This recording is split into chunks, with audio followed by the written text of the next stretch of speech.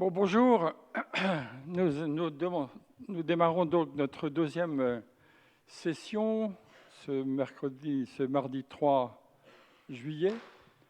Je voulais m'excuser pour mon allure. J'en ai déjà parlé un tout petit peu ce matin, mais je radote parce que j'ai mal au dos. Et je voulais vous raconter quelque chose que vous ne savez peut-être pas, c'est que j'ai été longtemps en pays Swahili. Le pays Swahili, c'est un vaste pays qui comprend toute l'Afrique orientale et une partie même de la République démocratique du Congo, où le Swahili est mêlé d'anglais ou mêlé de français. Mais le vrai Swahili, le pur Swahili, qui est à la fois bantou et très arabe, se parle sur la côte est de l'océan Indien. C'est pour ça que ça s'appelle Swahel. Swahel, c'est comme le Sahel, ça veut dire c'est la côte, Swahili. Et en Swahili, on dit chikungunya. Ça, vous le savez, c'est devenu une maladie. Mais ce n'est pas vrai du tout. En Swahili, le chikungunya, c'est le vieillard qui marche complètement courbé. Et comme quand on a le chikungunya, on est un peu comme ça, courbé, c'est devenu pour nous le chikungunya, la maladie du chikungunya. Donc, pardonnez-moi d'être un peu chikungunya. Donc, cet après-midi, on a une nouvelle très belle session qui commence un petit peu en retard, pardonnez-nous, mais les repas, c'est toujours comme ça, ce qui est bien. Donc, cet après-midi, c'est l'origine du genre Homo, du genre humain, et les premières pierres taillées. Et la première communication, c'est de Franck Guy et Michel Brunet, je crois que c'est Franck Guy qui va s'exprimer, sur le retour à l'ouest du rift, ça c'est une vacherie, retour à l'ouest du rift Korotoro-Tchad, la vie d'Abel à 3 500 000 ans. Alors, je dois vous dire qu'en compensation de cette vacherie, Michel Brunet et ses collaborateurs ont eu la courtoisie, c'est important, ça n'existe pas toujours dans nos mondes, de m'associer à la signature de ce monsieur Abel, de cet Australopithecus Barel-Ghazali. Donc, j'appelle Franck Guy, s'il vous plaît.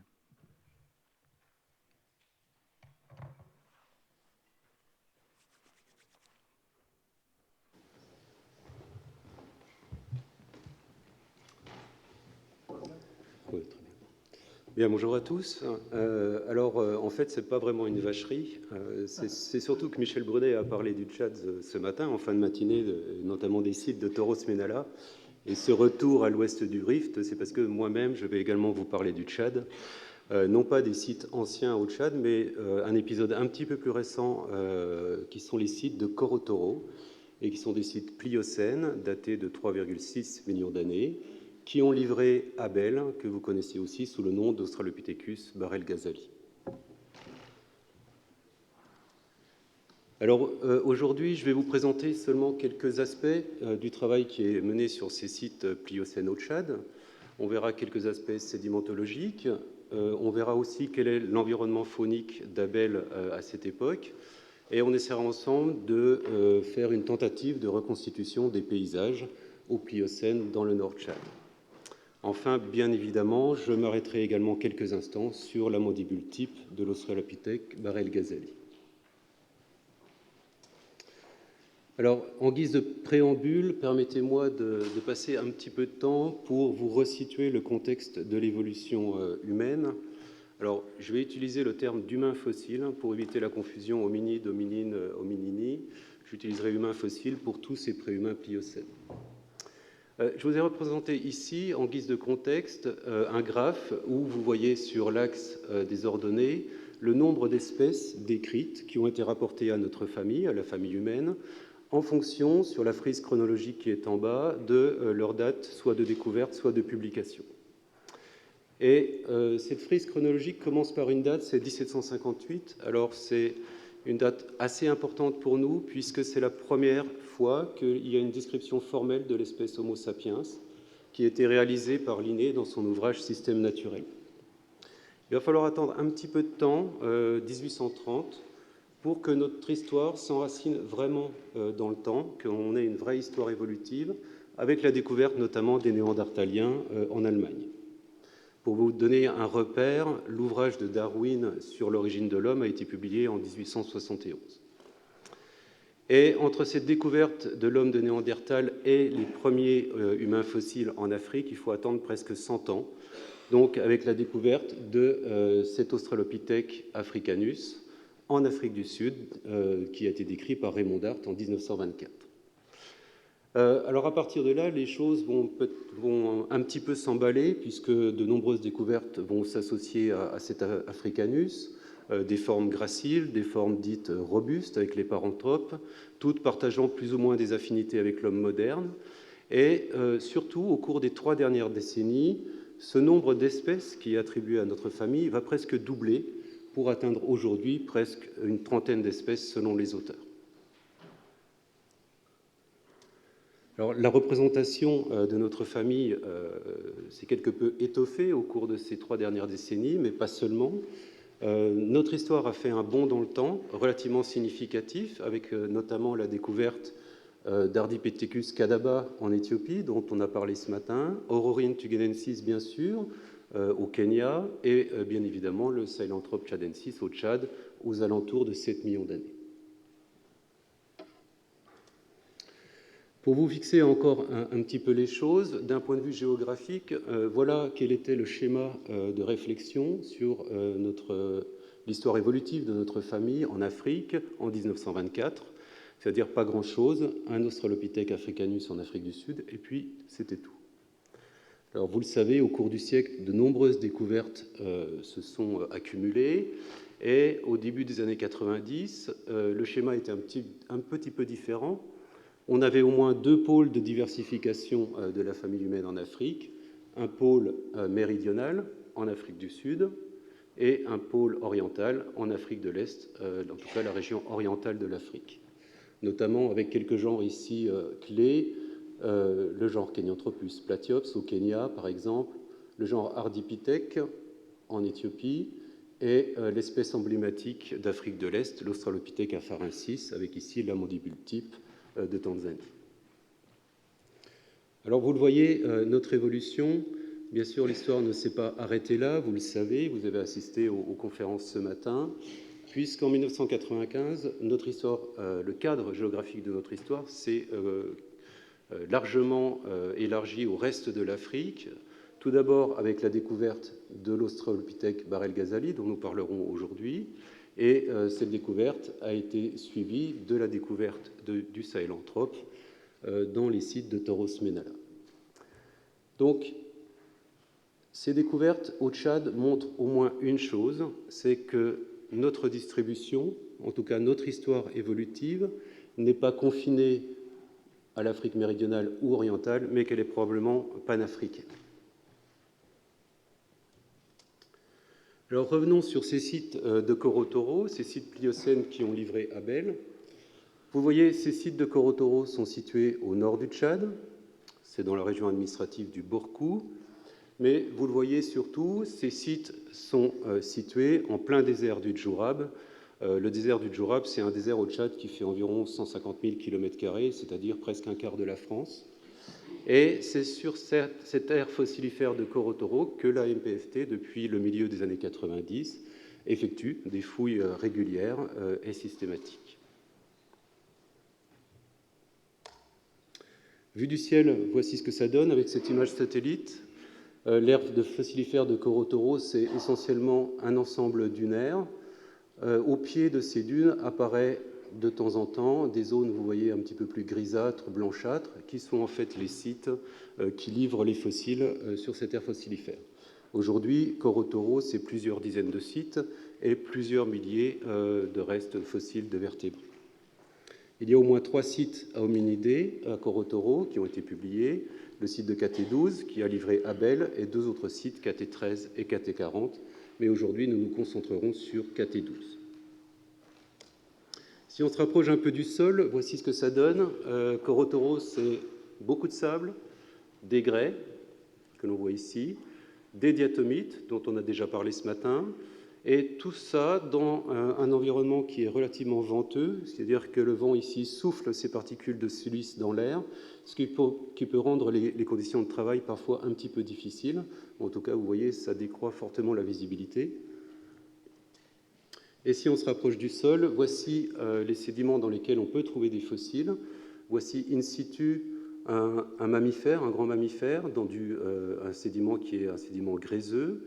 Et voici un autre type de reste fossile, c'est un squelette de poisson dans un sédiment qui est ici diatomitique.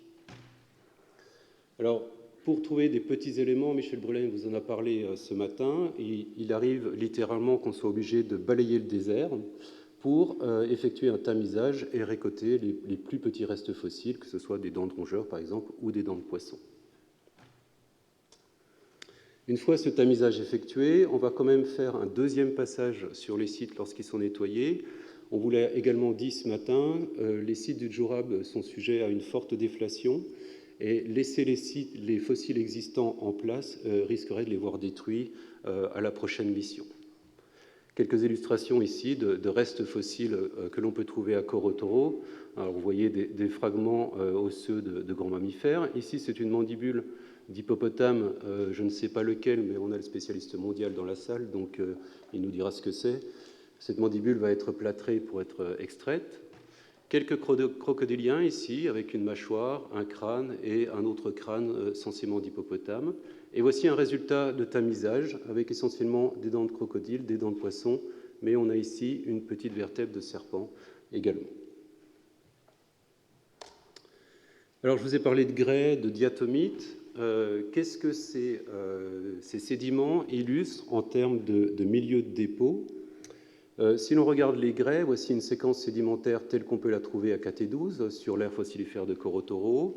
Ces grès sont plus ou moins indurés, sans lamination, et ils peuvent passer parfois à des sables clairs bien triés à l'étage oblique.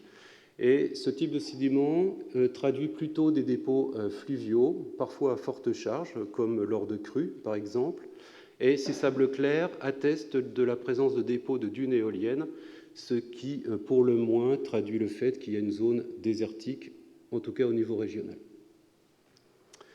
Les diatomites qui surmontent ces grès sont des éléments siliceux qui sont formés par le squelette d'algues diatomées, et elles traduisent plutôt un environnement lacustre pérenne. Et ces deux types de sédiments sont surmontés par des pélites qui sont elles-mêmes transportées par des rivières ou par le vent, mais qui se déposent en général plutôt dans des milieux calmes de type lac ou plaine d'inondation. Donc vous voyez qu'ici, avec cette séquence sédimentaire, on a déjà une première image des environnements dans lesquels évoluait Abel. En tout cas, on sait qu'il y a un réseau hydrographique relativement conséquent, qu'il soit sous forme de rivière ou de lac.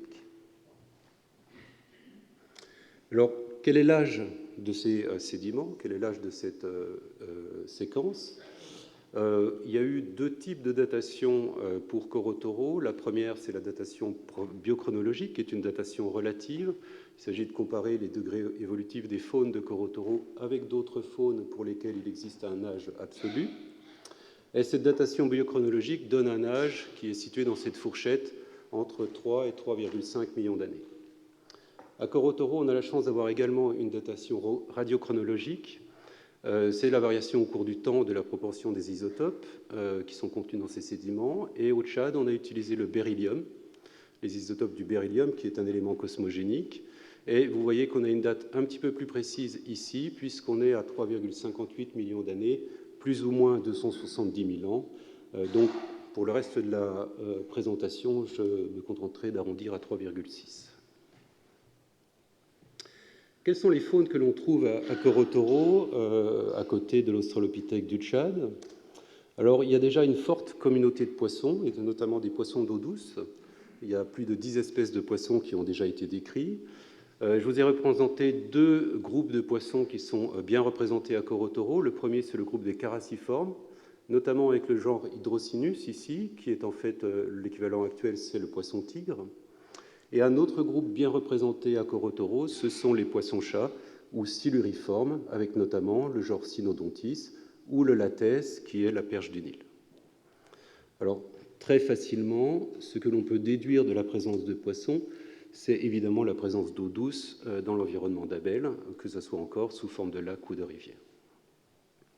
Il n'y a pas que des poissons, il y a également des reptiles.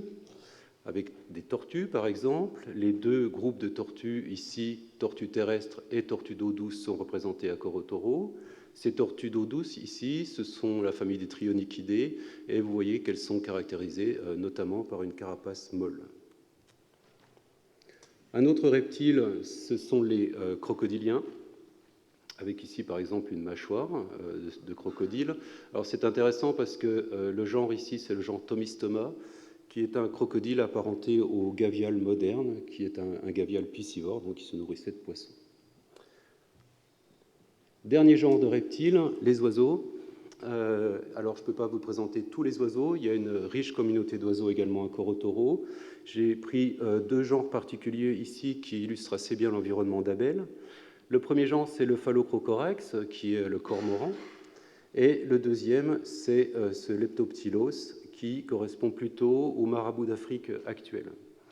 Alors tous les oiseaux de Corotoro sont inféodés à un milieu d'eau douce, un milieu aquatique, sauf un, celui-ci, c'est-à-dire le Leptoptylos, puisque actuellement l'écologie de cet oiseau varie plutôt entre savane sèche et marécage.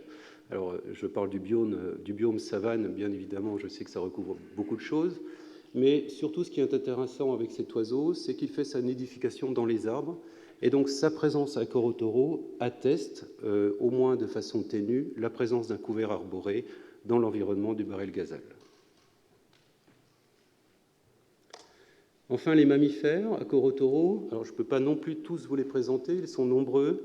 J'ai choisi de vous les présenter sous cette forme ici, c'est en termes de disparité, de diversité taxonomique et en termes de distribution de masse. Voici la proportion d'espèces ici en fonction de la masse des individus. Et vous voyez qu'à Corotoro, on a plutôt une tendance vers les espèces de grande taille qui sont supérieures à 90, voire à 360 kg, ce qui exprime ici plutôt des environnements relativement ouverts. En termes de taxonomie, on a une très bonne représentation, puisque presque tous les groupes sont représentés. On a bien évidemment des bovidés, des carnivores, des chevaux, avec le genre Hipparion, ici, ce cheval primitif tridactyle, des girafes, des hippopotames, des proboscidiens ou éléphants, des rhinocéros, et même le groupe des cochons qui est représenté, notamment avec le genre Colpocurus. Il y a juste deux absents ici, dans cette photo de famille. Ce sont pourtant deux groupes que l'on connaît par ailleurs dans des sites un petit peu plus anciens au Tchad. Ce sont les camélidés, d'une part, et un groupe de mammifères insectivores que l'on connaît aujourd'hui en Afrique du Sud, notamment, et qui sont les oryctéropes. Et ces deux groupes marquent plutôt, par contre, des milieux ouverts et secs. Quelques images pour illustrer ces fossiles sur les sites de Corotoro. Vous voyez ici une défense d'éléphant en section. Voici également une molaire d'un proboscidien. Bien évidemment, la mandibule d'Abel. Voici ce que l'on peut trouver en termes d'équidés, une petite mandibule d'Hipparion, et là également des restes dentaires d'hippopotame. Alors, que nous indique cette faune de mammifères sur les environnements d'Abel au Pliocène ? Finalement, le signal envoyé par cette faune de mammifères est relativement hétérogène. Elle est indicatrice d'environnements qui vont de la prairie, de la savane arborée, voire même de la forêt-galerie, mais bien évidemment toujours en bordure de lacs et de rivières. Et je vous ai mis ici une illustration de ces types d'environnements avec un couvert arboré plus ou moins important ou une rivière plus ou moins importante pour illustrer ces paysages dans lesquels évoluait Abel. Le dernier indicateur de l'environnement, en tout cas celui dont je vous parlerai aujourd'hui, ce sont des indicateurs un petit peu plus directs du couvert végétal et qui concernent deux éléments, les phytolithes d'une part et les pollens d'autre part. Alors ces phytolithes, qu'est-ce que c'est ? Ce sont des éléments qui sont figurés ici. Le plus généralement, ce sont des éléments siliceux qui vont cristalliser dans le tissu cellulaire des plantes. Alors ils sont importants pour nous puisqu'ils ont plusieurs propriétés. La première, c'est qu'ils ont une forme particulière qui est liée à leur famille végétale ou genre végétal d'origine. Deuxième propriété, ils s'accumulent en général localement, c'est-à-dire qu'ils se dispersent peu. Et enfin, la dernière et la plus importante, ces phytolithes sont conservés lors de la fossilisation, c'est-à-dire que les spécialistes vont pouvoir étudier ces paléophytolithes pour reconstituer les environnements, en tout cas le couvert végétal. Le dernier groupe que l'on peut associer aux phytolithes, ce sont les pollens, qui sont bien évidemment produits par les plantes à fleurs. Alors encore une fois ici, un signal qui est un peu hétérogène, mais en tout cas l'analyse des phytolithes et des pollens à coraux indique plutôt un milieu relativement ouvert, de type biome savane, voire steppique. La présence de ce couvert arboré n'est pas attestée, mais bien sûr ne peut pas être complètement exclue, puisqu'on l'a vu, il y a d'autres indicateurs qui en témoignent. Je vous ai parlé par exemple chez les oiseaux de ce marabout d'Afrique. Et en règle générale, le modèle pollen-phytolithe montre une tendance à la rédification des sites de coraux taureaux, en tout cas dès 3,6 millions d'années.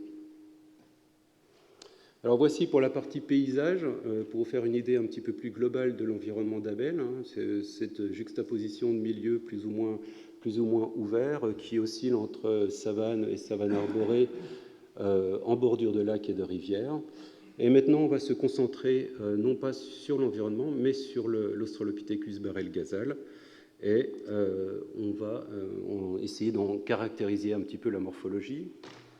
Donc cette mandibule ici, qui est l'espèce type de l'Australopithecus barrel-ghazal, a été découverte en 1993 par Michel Brunet et son équipe sur un nouveau site de l'ergue du Djurab, KT12. Il a oublié le T ici. C'est KT12, qui veut dire en fait c'est le 12e site de coraux taureaux. Je vous l'ai dit, il y a d'autres sites à humains fossiles, mais nous allons nous concentrer aujourd'hui essentiellement sur cette mandibule type de l'Australopithèque du barrel-ghazal. Alors la mandibule, la voici. C'est un fragment antérieur, évidemment, qui porte une incisive, les 2 canines, ici, et les 4 prémolaires. Louis de Bonis vous l'a expliqué ce matin, c'est la 3e prémolaire et 4e prémolaire, puisqu'au cours de l'évolution, nous avons perdu la 1re et la 2e. Il y a également associé à cette mandibule une 3e prémolaire supérieure droite, mais que je ne détaillerai pas également aujourd'hui. Alors cette mandibule, quelles en sont les caractéristiques ? Tout d'abord, si on regarde son aspect général, on remarque que cette mandibule a plutôt une forme qui est parabolique, ce qui lui donne plutôt un aspect moderne. Si on compare cette forme chez les chimpanzés par exemple ou chez les gorilles, on remarque que chez ces grands singes, la forme de l'arcade est en général plus upsiloïde, plus en forme de U, tandis qu'elle est franchement parabolique au sein du genre Homo. Alors bien évidemment, il existe toute une gamme de variations chez les humains fossiles, mais en tout cas, pour Abel, on a déjà cette forme qui semble tendre vers la modernité. Si on regarde également la canine, on voit que cette canine est relativement haute, mais ça c'est un caractère relativement ancien pour les primates. On dit qu'elle est diamond shape, elle est en forme losangique, vous voyez ce qui est exprimé ici, par exemple. La racine est allongée. Elle est une racine qui est plutôt robuste, ce qui pourrait laisser suggérer qu'on est ici en présence d'un individu mâle. Plus intéressant chez barrel-ghazali, ce sont les prémolaires. Alors les prémolaires sont élargies, elles sont bicuspides, elles portent 2 cônes, mais ça c'est assez général chez les humains pliocènes. Mais ce qui est plus intéressant, c'est que cette 3e prémolaire ici montre un métaconide, ce cône lingual, un peu plus développé que ce que l'on connaît chez les autres australopithèques, notamment d'Afrique de l'Est. Mais ce qui est vraiment caractéristique chez cette espèce, c'est en fait le patron radiculaire, c'est-à-dire le nombre de racines au 3e et 4e prémolaire. Alors, je vous ai mis ici un modèle 3D, un modèle en 3 dimensions virtuelles de la mandibule d'Abel, que j'ai coupé au niveau des racines. Vous voyez, on voit apparaître la racine de la canine, de la 3e prémolaire et de la 4e. Et cette section, en fait, c'est l'image associée à cette coupe virtuelle. Et si l'on compte ensemble le nombre de racines au prémolaire, il est assez facile de compter 1, 2, 3 racines avec 3 canaux pulpaires bien différenciés pour la 3e prémolaire, et bien évidemment 1, 2 et 3 racines pour la 4e prémolaire. Alors ce schéma-là est assez singulier, en tout cas au Pliocène pour les australopithèques. Si on brosse un panorama très succinct, avant que mes collègues bondissent sur leur siège, c'est un panorama vraiment très succinct du patron radiculaire chez les australopithèques, notamment d'Afrique de l'Est. Vous voyez qu'au sein du genre Homo, on a plutôt tendance à avoir une seule racine au niveau des prémolaires et un canal pulpaire. Chez les australopithèques, notamment Afarensis, c'est plutôt des patrons à une ou deux racines et deux canaux pulpaires. Chez les formes robustes, type Paranthrope, c'est également deux racines, mais à trois ou quatre canaux pulpaires. Chez Barrel Ghazali, on a vraiment un patron radiculaire qui est tout à fait singulier. C'est un patron à trois racines et trois canaux pulpaires, ce qui est donc diagnostique pour cette espèce. Un autre paramètre d'intérêt lorsqu'on étudie l'évolution de notre famille, c'est l'épaisseur de l'émail. Cette épaisseur de l'émail chez Abel, elle occupe plutôt la valeur haute de la gamme des variations que l'on connaît par ailleurs chez les australopithèques orientaux. Cet émail reste moins épais que chez les formes robustes, évidemment, et moins épais que ce que l'on connaît chez le genre Homo, notamment Homo sapiens, qui, vous le savez, est un des taxons qui montre l'émail le plus épais au sein de notre famille. Alors, je vous ai mis ici une vue un petit peu plus agrandie pour que vous vous rendiez bien compte de l'épaisseur de cet émail. Sur les prémolaires, vous voyez la bande d'émail qui est ici, légèrement plus sombre, relativement homogène, relativement épais, et en plus qui montre une caractéristique assez intéressante, c'est cette usure plutôt tabulaire. Le dernier caractère pour Abel, mais pas le moindre, c'est la symphyse. On vous en a beaucoup parlé ce matin également, de la symphyse. Eh bien, je ne vais pas déroger à la règle. La symphyse, c'est donc cette partie médiane de la mandibule que j'ai ici illustrée en tiret rouge. Et vous voyez que cette symphyse chez Abel est relativement particulière, avec un axe principal qui est plutôt redressé. Et cette symphyse, elle a une partie postérieure avec un planum alvéolaire, cette partie postérieure ici, qui est relativement court et subverticale. Bon, c'est cette partie ici, hein, le planum alvéolaire. Et une partie antérieure qui était également subverticale et plane. Si on compare cette morphologie à ce que l'on connaît par exemple chez les grands singes, on voit que chez les grands singes, le plus souvent, le planum alvéolaire est très long et plutôt horizontal, et de même l'axe principal de la symphyse est plutôt incliné vers l'arrière, très oblique. Une autre caractéristique au niveau de cette symphyse, ce sont au niveau de la morphologie de la face postérieure, et avec deux critères ici que j'ai retenus. Ce sont par exemple ces petits reflements osseux ici et ici, qui correspondent au torus supérieur transverse et au torus inférieur transverse, qui, vous le voyez, sont peu développés chez Barrel Ghazali, et qui borde une fosse génioglosse, ici, qui est une zone d'insertion des muscles extrinsèques de la langue, mais peu importe. Cette fosse génioglosse est très peu profonde également chez Barrel Ghazali, avec un foramen génioglosse ici qui est réduit. Si l'on compare ça à ce que l'on connaît par ailleurs, notamment chez Afarensis, on voit que ce n'est pas tout à fait la même tendance, puisque chez Afarensis, on a à la fois un axe symphysaire qui est en général plus oblique chez Afarensis que chez Barrel Ghazali, et de façon plus intéressante, le développement des tori supérieurs et inférieurs est beaucoup plus important, et la fosse génioglosse est aussi beaucoup plus profonde chez Afarensis, si l'on compare ça à Barrel Ghazali. Donc vous voyez que cet australopithèque Barrel Ghazali montre un certain nombre de caractéristiques morphologiques qui le différencient relativement clairement des autres formes d'australopithèques connues en Afrique. Alors, ces autres formes d'australopithèques, quelles sont-elles finalement? On peut faire un petit arrêt là-dessus. Je vous ai mis sur cette diapositive la distribution temporelle des espèces de la famille humaine qui sont connues actuellement. Alors, ce n'est pas une diapositive où c'est exhaustif, mais la plupart sont ici. Toutes ces espèces ne sont pas africaines, mais nous allons nous concentrer ici sur la période qui est la période contemporaine à Barrel Ghazali, c'est-à-dire la période qui est aux alentours de 3,6 millions d'années. Alors, vous voyez qu'à cette période, finalement, le nombre d'espèces contemporaines est assez faible en Afrique. On a bien évidemment l'Australopithecus afarensis en Afrique de l'Est. On a également une espèce qui a été décrite récemment au nord de l'Éthiopie, qui est l'Australopithèque dei remeda. Et enfin, on a un autre taxon ici, qui est une espèce du Kenya, qui est le Kenyanthropus platyops. Alors, on a d'autres formes également. Je vous ai mis l'exemple ici du pied de Bourtellé, mais comme son nom l'indique, c'est un pied, et donc c'est assez difficile de le comparer avec la mandibule d'Abel. Alors, replaçons ces espèces sur une carte. Voici les taxons ici qui sont incriminés, les taxons contemporains de Barrel-Ghazali. On a donc ce crâne du Kenya, le Kenyanthropus platyops. Alors, ce crâne est intéressant, néanmoins, c'est un véritable puzzle 3D. Et en fait, c'est un ensemble d'éléments osseux qui sont plutôt petits et qui sont maintenus en cohésion ensemble seulement grâce à une matrice argileuse. Donc la morphologie réelle de ce crâne est en tout cas encore sujette à débat. Voici la nouvelle espèce d'Éthiopie, le Dei remeda, qui est, lui, connu par de nombreux restes crânio-dentaires.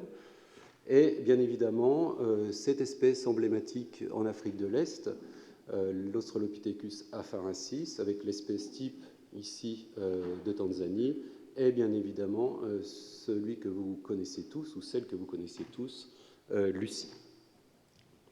Alors si on regarde quelles sont les affinités entre Barrel-Ghazali et ces espèces contemporaines, alors évidemment, on l'a vu, il y a des différences entre Barrel-Ghazali et ces espèces, mais il y a également aussi un certain nombre d'affinités entre le Tchad et l'Éthiopie d'une part, avec Dei remeda par exemple, puisque Dei remeda montre également, en tout cas à la 4e prémolaire, pas à la 3e, un patron radiculaire à 3 racines.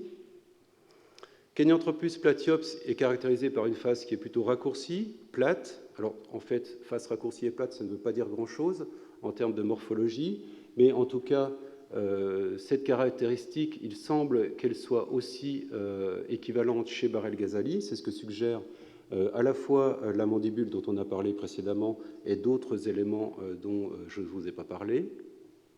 Et bien évidemment, il y a un certain nombre d'affinités morphologiques entre Barrel-Ghazali et l'espèce afarensis sur la base de caractères dentaires, mais également sur la base de similitudes de la morphologie symphysaire. Alors, pas avec tous les espèces, pas avec tous les spécimens de l'espèce afarensis, seulement avec quelques spécimens de cette espèce, mais il faut savoir aussi que l'espèce afarensis est une espèce qui, d'un point de vue morphologique, est extrêmement hétérogène, avec une gamme de variations relativement importante, peut-être même trop importante pour un seul taxon. Alors, on manque encore un petit peu de données comparatives à 3,6 avec l'Afrique du Sud, mais évidemment, des affinités entre le Tchad et l'Afrique du Sud sont tout à fait envisageables.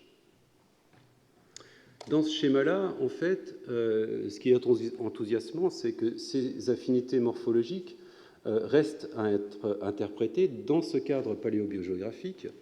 Alors, j'ai mis un petit peu par provocation des flèches qui partent du Tchad et qui vont dans toutes les autres régions de l'Afrique.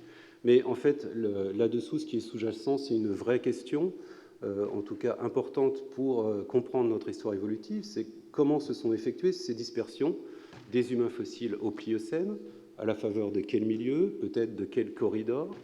Et ces questions sont essentielles pour une vraie et véritable compréhension de notre histoire évolutive. Pour conclure, vous l'avez compris maintenant, la MPFT a ouvert de nouvelles fenêtres géographiques et temporelles de notre histoire évolutive. Et cet australopithèque du Barrel-Ghazal montre en tout cas qu'au Pliocène, la région Tchad en Afrique est une région également importante pour comprendre notre histoire évolutive. Il y a tout de même un certain nombre de questions qui restent en suspens. On les a abordées très brièvement. Ce sont les affinités entre Abel et ses formes d'Afrique de l'Est et du Sud. Quelles sont les relations qui sont paléobiogéographiques entre ces trois régions de l'Afrique? Et surtout, peut-être une question un petit peu plus excitante, mais Michel Brelet l'a un petit peu abordé ce matin, c'est est-ce qu'il y a des préhumains qui ont persisté au Tchad après Abel? C'est-à-dire, pourra-t-on trouver des humains fossiles plus récents qu'Abel au Tchad? Alors j'espère qu'on aura des réponses à une partie ou toutes de ces questions dans les années futures, mais malgré tout, rappelez-vous que nous n'en sommes encore qu'au début pour cette histoire tchadienne.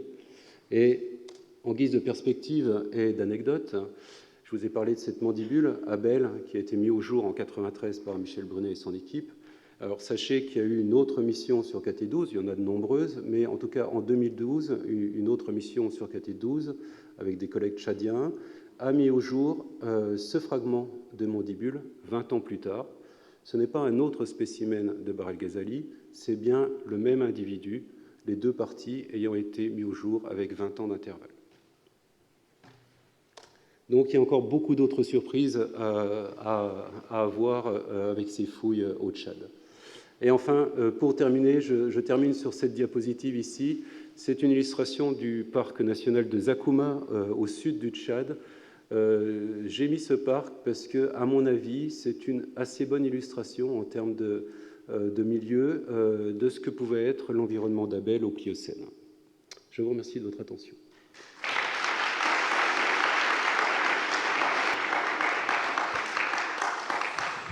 Merci, merci beaucoup, Monsieur Franqui. C'est évidemment très intéressant. On aimerait sauter tout de suite sur votre discours pour vous poser des questions, mais je ne le ferai pas.